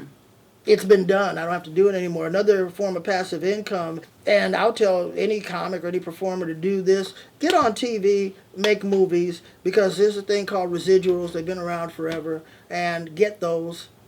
Because Yeah, they're getting smaller. They get though. smaller. Well, no. As time goes on, they do get smaller. Well, there's a shift in the industry, so a lot of shows now, especially cable, they don't give you residuals. You get your fee, and some of them give you a buyout fee, They're doing the and buyout that's thing. it. With the internet bursting forward and everybody needing content, they have taken it down so you can't live the way you used to as an actor, knowing on your that residuals coming in. like I have residuals, so if I do a couple of jobs, I know I've got residuals coming. That's kind of They're even going away. They're doing the buyout thing. yes, Okay. yeah. So you have to find other ways of making passive income. Because I know I Yeah. had received a check from the Parenthood, like not that long ago. Yeah. Yeah, and that was done in 1996. So I Right. wanna So clarify. That was 23 years ago. those still are honored, but things today. If you're doing if stuff you're today, doing it's not stuff the same. today, Gotcha. it's a different pay scale. It's a different. Now they're still getting residuals, though. Some are and some aren't. Okay. So you have to know. Now, are these network shows that are still doing Well, it and cable is not, or? Yeah, a lot of cable. There are a few cable stations or networks that give you money, and then there are cable stations or networks that do not. It is a strict buyout. We So give they kind you of blend $2 it in. and that's it. Yeah, yeah. I can kind of see that. Yeah, and also with the live with the streaming services, they were not giving and money. with mergers too. Yeah, so- because HBO is nothing but CBS because they're both owned by Viacom. So- yeah, well, I mean BET is CBS. No. Yeah, all under the Viacom So, umbrella. So you could be network and you could be cable, but you could have the same owner. Right. So Right. Yeah. So the big corporations are continuing to figure out how to take us out of the pot. You Now- know, we don't have to pay you. We'll just buy you out and keep going. now, what about the stand-up comedy shows, though? I don't know, but Okay. I would also probably suggest that people look into it and find out, hey, is this a buyout? Is this something, you know, Right. because Because it's they're a not good as many thing. as they used to be, Right. so that's why. What is good about the internet is that everybody has access to it. Right. What is good about the internet, if you're young, you're starting out, you're trying to get out there, you have that access. You do something on video, it goes viral, life can be good for you. Right. However, what the downside of the internet is that because we are saturated with so much, the value of content has gone down. I can see so that. then when the major networks saw that, hey, we're paying top dollar and this network is not paying anything, then it started to shift. Then it started shifting. So there's. You asked me a question earlier. I'm so glad we came back to that full circle. It is about content now, and it's really not about the quality of the content. You have to have a sound quality, you have to have visual quality, and you have to be somewhat funny. But it doesn't be like it used to be. What I advise comedians from my generation to do is do the same thing internet comedians are doing. There was a guy, and a friend of mine told me this, been doing comedy as long as me, and he was internet comics and all that. He got an Instagram account, he found some funny stuff, and he posted it and made funny remarks about it, and then he went viral. And now he has like 1 million followers. And on any given day, he still has that 100,000 that are actively following based on what he did. So when I hear a comedian from the 90s with the attitude of, well, the internet comics are taking over, what are they doing that we cannot do? Right. Well, it's See- about technology, right? So the older comics have to get on the page with technology. You have to learn your smartphone. You have to learn the apps. You have to get those little, or find some young person who can help you with that. Right. You know, you give them a couple of dollars and you keep it going. But it is about technology. It is about ushering in technology and embracing it and Exactly, embracing it. owning land on social media platforms. You have to have social media accounts. You have to keep them active. You have to put stuff to in keep there. feeding it. That's right. Yeah. And that now is your work, as opposed to back in the day you were Going to the post office, that's mailing right. out packages. That's right. This is You still mail out packages, you still do press kits. Yes. Except you're doing it electronically now. It's Right. so much easier. Right. And having to load stuff in envelopes. And the good thing Yeah. about that is, if you have a smartphone or you have a computer, really more so a smartphone, because you have all the apps, and certain platforms don't work on the computer as True. well as they do on your phone. But if you have a phone, that phone gives you so much value. You can record yourself anywhere. And you don't have to spend the type of money that you did back in the 80s, on pictures, on reels, on this, on that. Back then you really had to have an account Right. of money to fund your career. Exactly. And you don't Now- really have to have that now. Now you can do a lot with a little.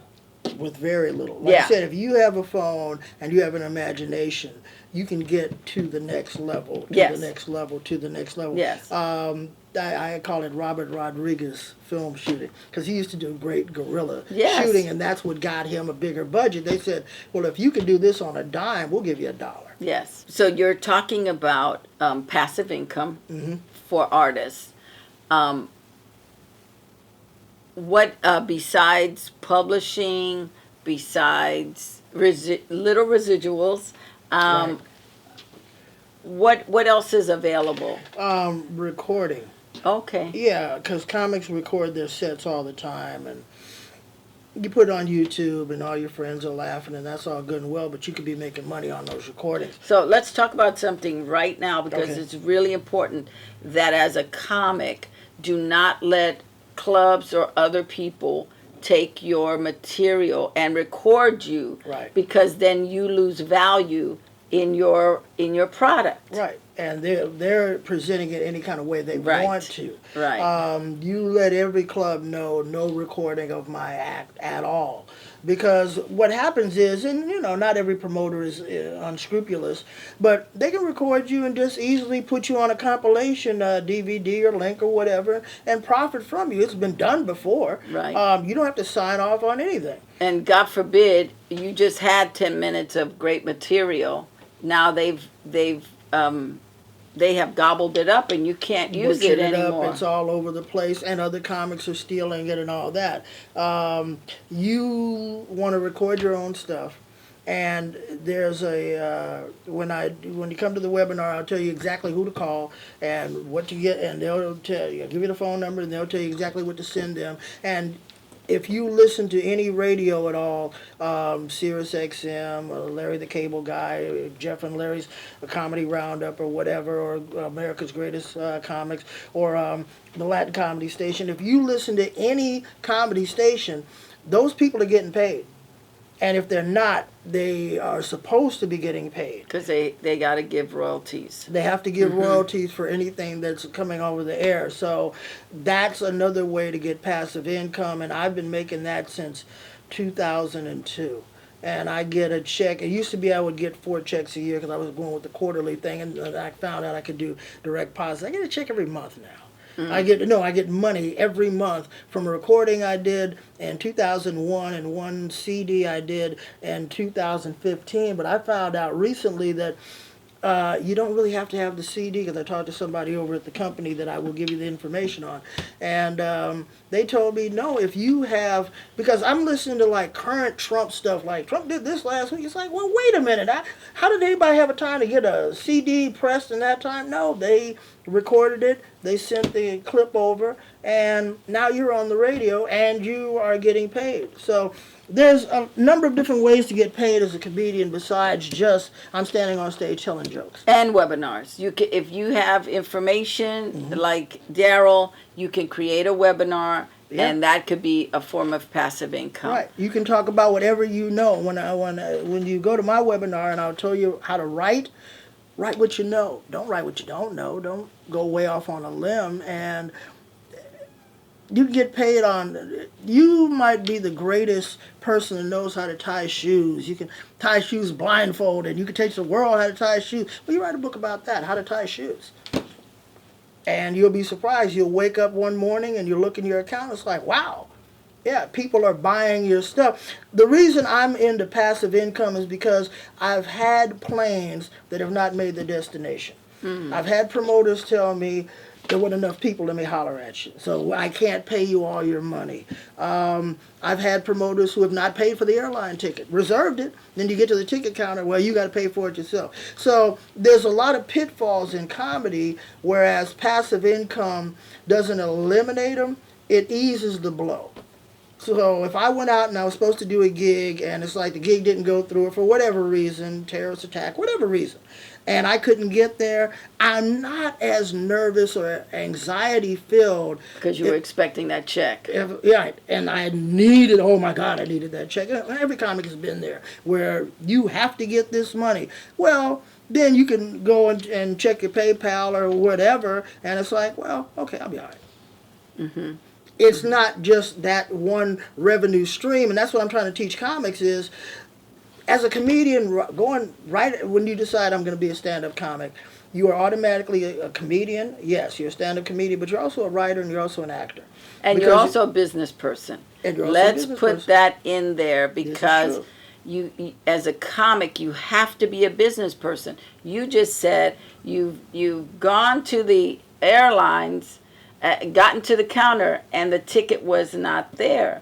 How do you take care of yourself as a comedian? Well, that's business. Yeah. They didn't handle their business, so how are you going to handle your business? Right, and learn from the lessons of the pioneering comedians that came before you, because the mistakes have been made. There's no new heirs there. There have always been unscrupulous promoters, and you've had to find out how to deal with them. There's always been hazards to the road, like if you're getting paid, if you're doing a weekend run and you get paid cash at the end of the weekend, the people around the town and the club, they know that. This is their town.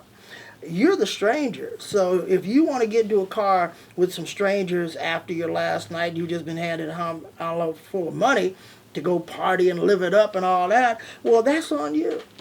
That's how Sam Cooke got killed.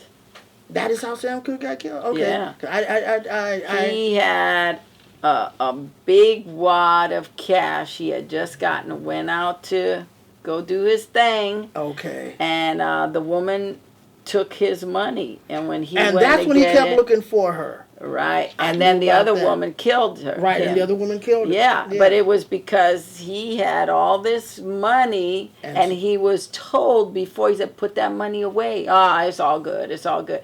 And we think nothing's going to happen to us. Right. As performers. Yes. Yeah. And so I want to add something to when you book work. You should create or ask somebody to show you how to do a little one-page agreement sheet. I have that in How to Be Funny. Yeah. I have the one page, and I also have a full, long, detailed contract. That because it's important. Because speaking engagements as well. Because by you giving that to them, they're not going to try it as much as if you're just a comic to say, hey, yeah, I'll do it for $500. Yeah, I'll be there. Yes. Right, and then you get there, and they hand you an envelope with $50. Right, and then you said, wait a minute, you said it was $500. No, I said the whole show was $500. They can tell you anything. And get it in writing. That's right. And get a deposit. That's right. Get it 2 weeks in advance, and then in the agreement they must pay you before you go on stage. Right. Because never wait till after you finish to get your money. Those people disappear. They tell you nobody showed up. That's it. Nobody, everybody got in for free. Right. They have all kind of stories. So you have to protect yourself as a business person, as a comedian, or even an actor. And you have to figure out as well that as a performer on that show, you're part of the bill of the show. Yes. In other words, you're going to pay the DJ, you're going to pay the waitresses, you're going to pay the bartender, you're going to pay security. You got to pay me. The comic always seems to be the last one being considered. I don't know if it's because you're the temporary employee and they don't have to ever see you again, or it's because you are leaving town. And I'll stiff this guy, but I can't stiff my bartender because I need him. He's there every weekend. So you make sure, as Lydia said, number one, that you get a deposit, get a 50% deposit before you even get to the town, before you get on the airplane, before you do anything. And then before you hit stage, give me the rest of my money. I'll give it to you when you get off. Why? Why would you wait till I get off? Because nobody else is coming. Nobody else is showing up. Right. You have to have my money. Right. Right. And otherwise, I work with D.C. Curry, and they had me host a big theater show. And they kept yelling to me from behind the curtain. It's like, stretch, stretch. So I stretched. And I stretched for about 20 minutes. And they said, just call an intermission and come on back. So I went back, and they were in a room, in the back green room with D.C., counting out the money. And I'm hearing D.C.'s manager say, he's not going up until you count it all. Man, this is most of it, brother. We got to get this show started. It's like, you should have had this ready. Yeah, all of a sudden this urgency. That's right. Everybody gets antsy. Right. And it's like, well, you should have thought about this while Dmilitant was out there stretching. Maybe you should have counted quicker. Maybe you should have had our money ready before, because just this, well, man, DC, we'll have all that ready when you come back. DC don't go out. And he's one of my favorite comedians, and he's one of my favorite comedians as a friend. And I admire the guy a lot because I had done that myself, usually, but not to that degree. And most comics will not do it to that degree, and No. I'm telling you, you have to. Yeah. You have to. Don't worry about the urgency of the audience is going to start booing or show. Don't worry about all that. That's not your concern. But that's not your concern. You're not the producer of the show. Right. Your talent, whatever they do, does not concern you. At all. That's right. Jerry Seinfeld, a guy owed him this was well before he was the big Jerry Seinfeld, owed him $5,000 on a show, and he said, well, Jerry, we didn't have the people, and I thought we'd have a big crowd. Jerry said, not my problem. Where's my money? Not my problem. You're the promoter. If you couldn't promote enough people to get here, but you had a budget, I'm 5,000 of that budget. Where's my money? And just one more thing. A lot of times show bookers, or not bookers, but show producers like to do that to comics who are out of town. Sure. Because most comics are just going to leave. They're not gonna, they're not gonna do anything. Right. So you have to get it in writing first, and then be able. If they say anything, bring the contract with you and say, "Look, we signed this. You said I was going to get paid before the show. Right. If I don't have it before the show, I can't go on. I don't do the show. I'm happy to leave. Yeah, I'll go right back to the hotel room. You want to kick me out of that? Yeah. I'll go to the airport and go on back home. Yeah, and you have to be confident in knowing your worth, that you deserve whatever the agreement was. That's it. Well, you have to be able to walk away. Yes. You have to be able to say to yourself, and that's another reason I'm trying to push the passive income, so you have the ability physically and mentally to say, okay, I won't do it then. Right. And so your principles or nothing else is compromised. Right. But when your back's against the wall, everybody gets compromised. Right. I got to do the show because I got to get this money Especially because I got to get out around of holidays. town. Yeah, they always try to get you on holidays. I had a situation in Arizona where they had booked this big arena, and maybe they had sold 300 tickets. Maybe. Right. And so it was like 5 of us. We all came from LA. We're all on the plane together. And they paid, and it was me, Marilyn Martinez, and then 3 male comics. And they paid them, and then they said, "Oh, we'll pay. We didn't get money. We'll have to pay you. I have to go to ATM." I said, "Well, I'll go to ATM with you." Yeah, exactly. And the guy said, "No, I'll bring it to you." I said, "No, that's okay. I'll go with you." I said, I can't go home till you give me money. Right. I said, I ain't going nowhere. So. Yeah. So he did bring me my money. Unfortunately, Marilyn did not get paid. He stiffed her. He gave her a check because I said, I'm not leaving without cash. Oh, and he gave her a check. And he gave her a check. Which is still bouncing. That was rubbery. So, and I would not take, because I would not take a check. No, never. That's not something, especially if they're not. Out-of-state checks, no. Well, and especially if it's not like the Improv or it's like a club that's reputable. Because they always have to call to confirm the check. They're not going to, the bigger clubs, I've never heard of bigger clubs stiffing anybody. Right. Not that they can't, but I've not heard that. I've never heard of that either. But I do know those little pop-up promoters. Right, the guys will try to get barbershops. That's right. Yeah, we'll try to get whatever they can, and it's not the comedian's concern. Get your money. Get your money. You're there performing a service, and so you should get paid. That's right. Yeah. Period. And as artists, we got to stand for our worth and say, I get paid this. And if they say, well, I can't, if they try to lowball you, you just say no, or you say, you know what? Since you don't have the money, I'll give you a freebie. I'd rather give you a freebie than have you chump me on what I'm owed. Now, I'm not advising the comedians do this. However, it has been done. Some comedians will steal stuff from the hotel room. TVs have come up missing and all other kind of bric-a-brac. And it's not in your name as the comedian. It's not your name. The promoter puts that room in his or her name. They will let the hotel know that you'll be checking in, but they paid for the room. Yeah, but the problem is, don't do that, people. No, I'm not suggesting it. Because the problem is nowadays, when you check into you a gotta give them your hotel, card. even though The incidental? that's right, even though somebody put it on their card, you too have to give your card. So Okay, all right. you don't want that stuff to backfire, and now you are stuck with this. Not only did you not get paid, but now you got to pay for an old ass TV. Right. Well, this is back when never do that. If you're putting your card up there, I don't expect you to be stupid. I'm saying if the promoter has stiffed you and it's only the promoter's name involved, do what you want to do.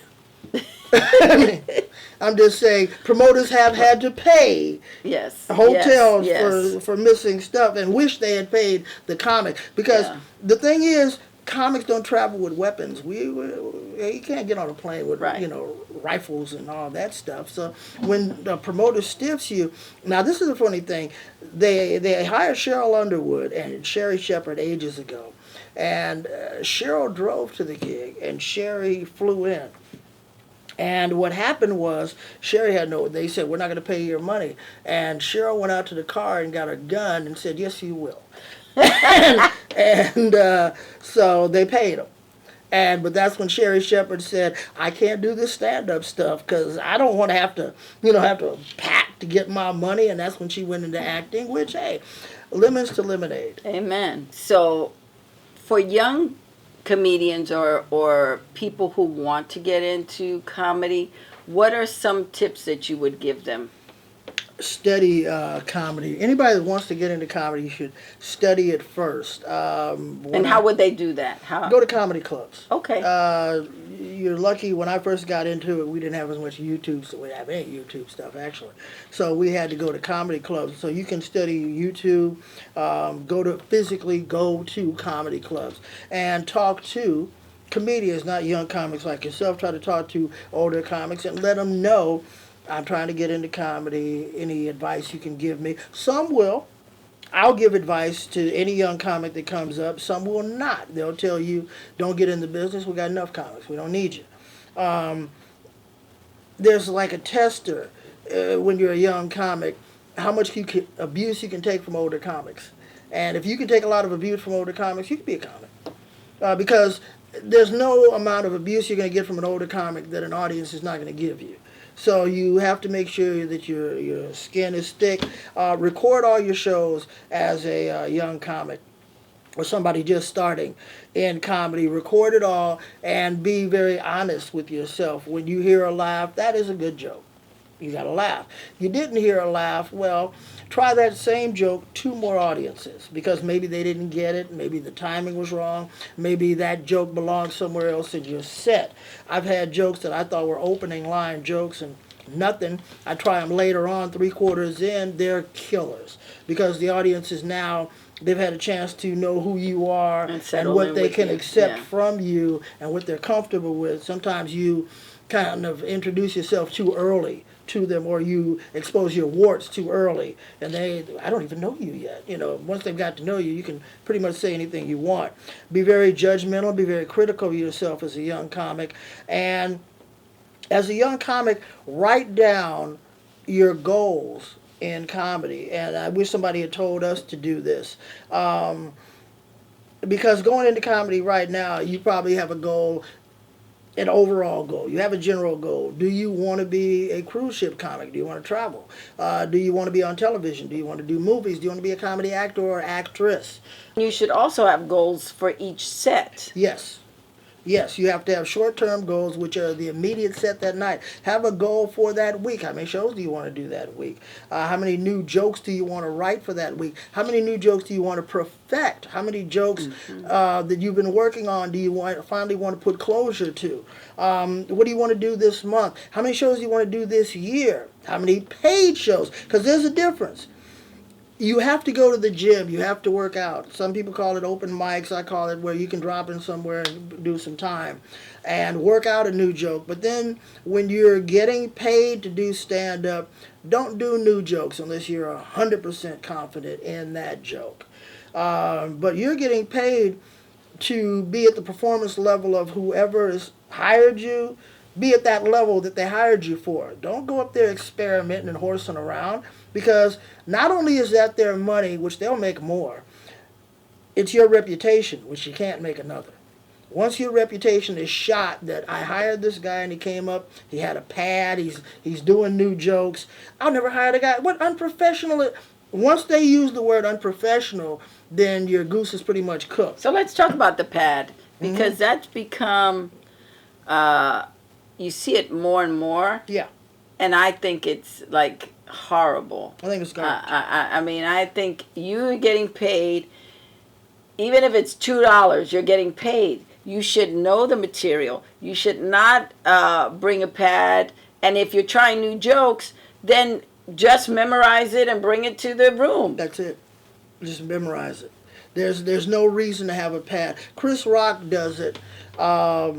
And he's the first one I saw do it. And I would accept it for someone like Chris Rock, because when Chris Rock does it, he's working out for his next album. Mm-hmm. So he will have a pad of new jokes, and he will grade those jokes right there in front of the audience. He lets the audience know, basically, you're my guinea pigs. Right. But I'm working on an album or a special that you will see. But he's also doing it where he's not getting paid. It is a drop-in. It is a drop-in. So it's very specific. Right. You're not going to see him in a concert. Right. He's not doing a concert and saying, well, what do I want to talk about? No. This sounds good. He's specifically letting you know, I just dropped in for a few Yes. minutes. I'm trying out some new jokes for the special I'm going to be recording in X number of months. And so I will accept it when a comic of notoriety does that. Right. And usually they do it during the week when it's not a packed house, when the house is, light to medium. Mm-hmm. But they never do it on the weekend shows. No, they will not disturb. I was performing, and this was ages ago, I was performing in Atlanta, and it was during the week, and the promoter came and said, Chris Rock is here, he wants to know, can he get some time? It's like, hell yeah, it's Chris Rock, of course. And he went up with his pad, he did like 10 minutes of, material, and he said thanks, and went on about his business. So, he wasn't abusive on it. Andrew Dice Clay is abusive about that kind of stuff. I'll drop that out there, Andrew, because you are. If you have comics on the show, and this is what I appreciate about Chris, and this is why I'm outing Andrew Dice Clay and those of this mentality.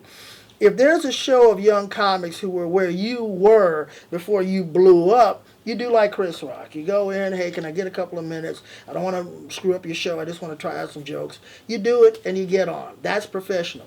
Andrew Dice Clay saying, hey, I just want to go up and tell a couple of jokes, and then you do 40 minutes. It's not professional.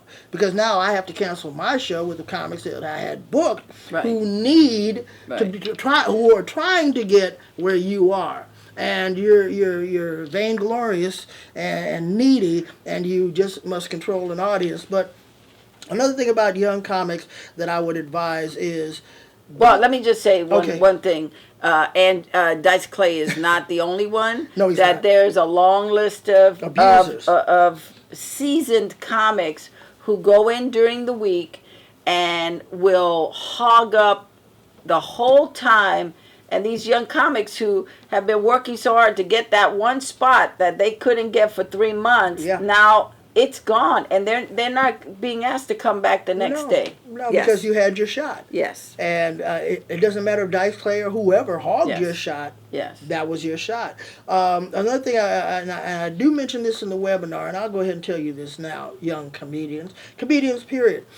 Nobody knows your act. Like when you screw up in your act, or you're off track, or you don't really know where you want to go next.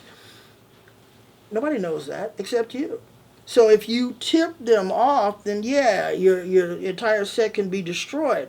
But if you learn certain techniques, excuse me, if you learn that was a technique. That wasn't a real cough. That was a BS cough. That was a cough to stall. And you can do that on stage anytime you want to. You can go ahead and grab the microphone stand and put the mic in it while you're stalling and act like you're getting ready to do a bit, but you were stalling. Learn stall techniques on stage, because our main thing is we have to remain entertaining. You can drop the microphone if you want. Anything so you mentally can get back on track, but you're not standing there looking at the audience like, I'm lost. Never let them see you sweat. And how should they behave? What should they do about confidence? You know, because a lot of times you have young stand-ups who are coming up. They come in the room. They don't know how to use the mic. They don't look at the audience. They're looking down. They're talking to the mic like this. And some of them are really funny, but you don't get it because they're so afraid. Right.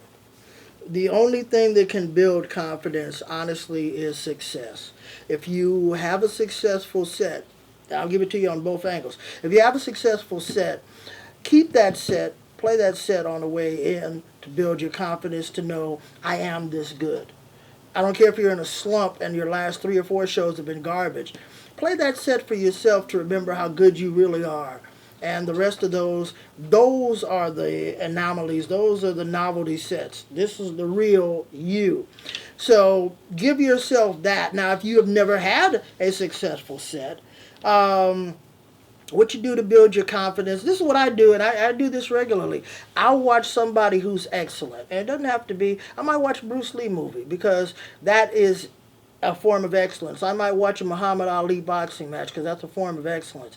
I might watch a really good movie that I thought was a really excellent, and the craftsmanship was there, and that will push me to want to rise to a certain level. Because if you are living in your head as a young comic, you're not that good. You're a young comic. Watch Richard Pryor, watch Robin Williams, watch whoever you think is really great. And don't be intimidated by that. Say to yourself, if you have the confidence in yourself to even be a comedian, then you have the confidence to be a successful one. Who wants to be a failure? So look at somebody who's really good. And remember this, as a comedian, it is joke to joke to joke, moment to moment to moment. Don't worry if somebody says, hey, I need you to do 10 minutes. It's minute to minute to minute. Think about it like sports, for those of you who play football out there.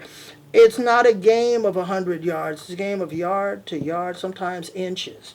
So write new jokes.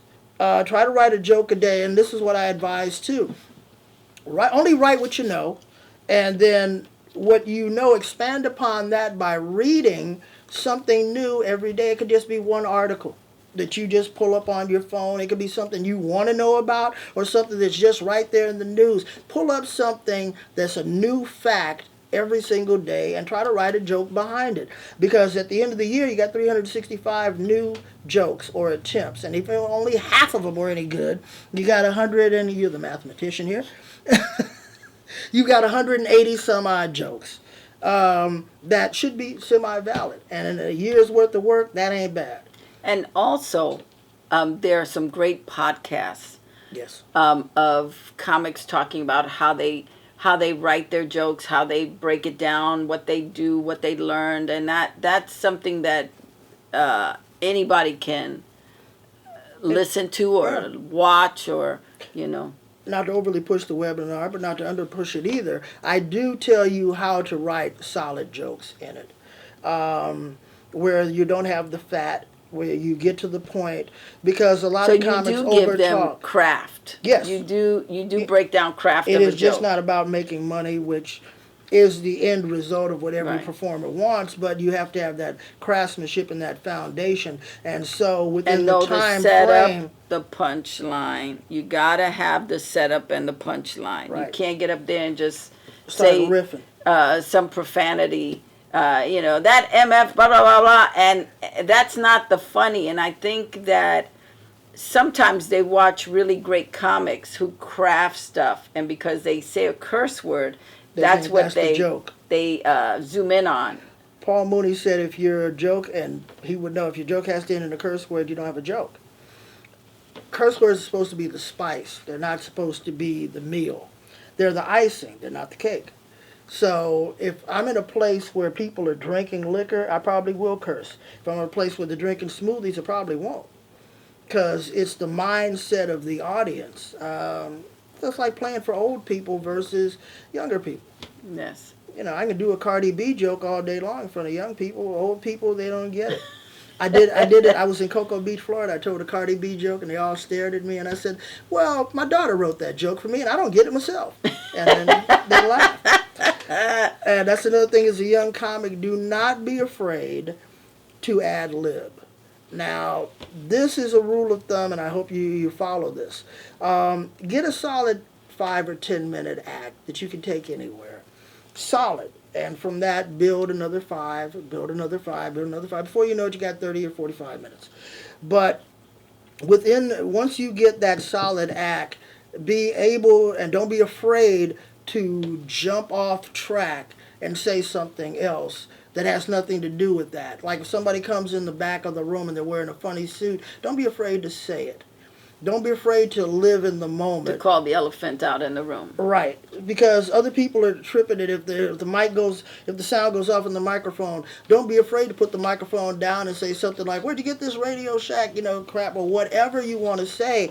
Don't be afraid to do it because you're exercising that ad lib thing, and it goes back to what I said earlier. Nobody knows your act.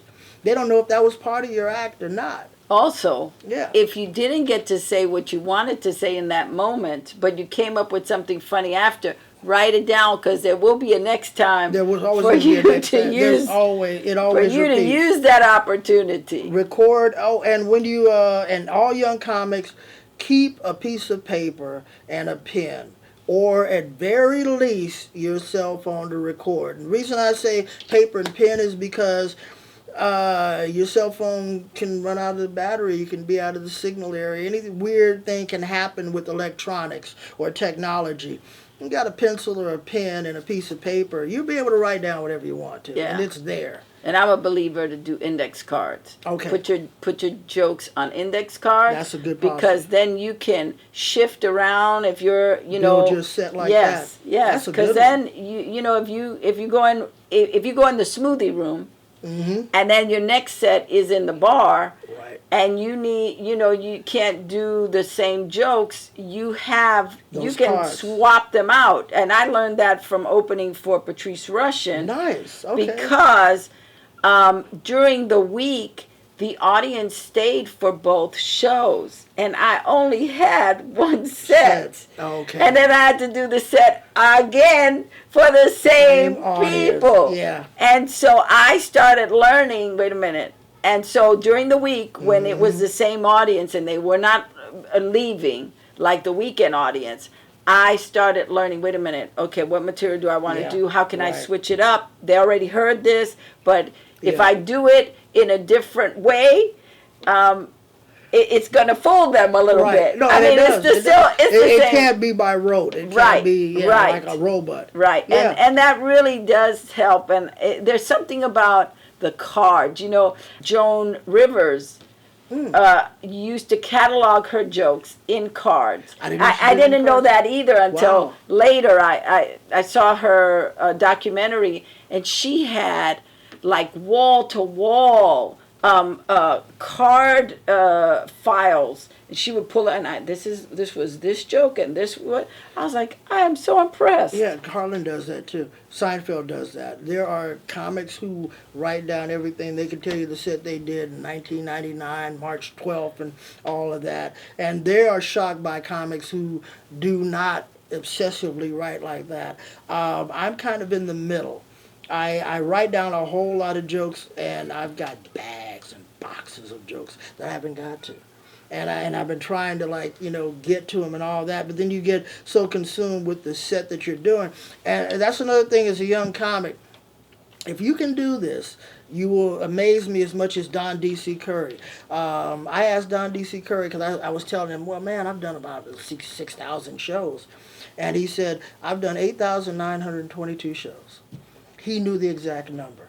And I said, how do you know that? He said, well, I started keeping track when I first started, but part of that 2,952 are shows that I did as podcasts, but I did monologues on each one, and the other 6,950. So he knew the He was keeping breakdown. track. And he said, after tonight, it will be, because we were at one of his podcasts, and he said, after tonight, it'll be blah, blah, blah, blah, blah. So Amazing. as a young comic, this is your sport. If you can keep stats of basketball players and you know how fast a track person can run and all that, keep your own stats. Yes. I've had comics that have said to me, it's like, well, man, I like comedy, man, but I don't like the game. I said, but you're a sports fanatic. How can you not like your own game? Yes.